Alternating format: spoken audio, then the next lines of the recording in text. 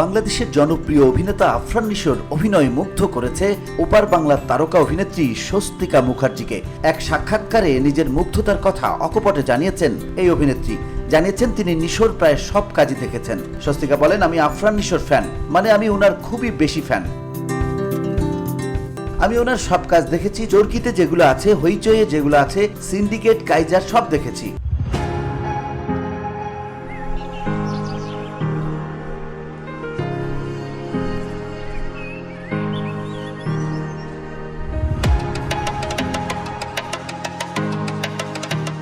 নিশোর প্রতি ভালোবাসা প্রকাশ করে স্বস্তিকা আরো বলেন, একবার আমি গাড়িতে যাচ্ছিলাম, ওনার একটা অ্যাডের ছবি দেখলাম, সেটা দেখেও আমি লাফিয়ে উঠেছিলাম। বাংলাদেশের অভিনয় জগতে আফরান নিশোর পথ চলা শুরু হয় অমিতাভ রেজার একটি বিজ্ঞাপন চিত্রের মাধ্যমে। এরপর আফজাল হোসেনের প্রতিষ্ঠান টকিজের স্ক্রিন টেস্টকে ডাক পান তিনি। সেখান থেকে নাটক, মডেলিং, ওয়েব সিরিজ ও চলচ্চিত্র প্রতিটি মাধ্যমেই নিজের প্রতিভার স্বাক্ষর রেখেছেন তিনি।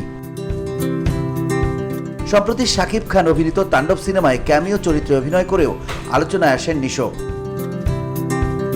VOD Bangla news desk.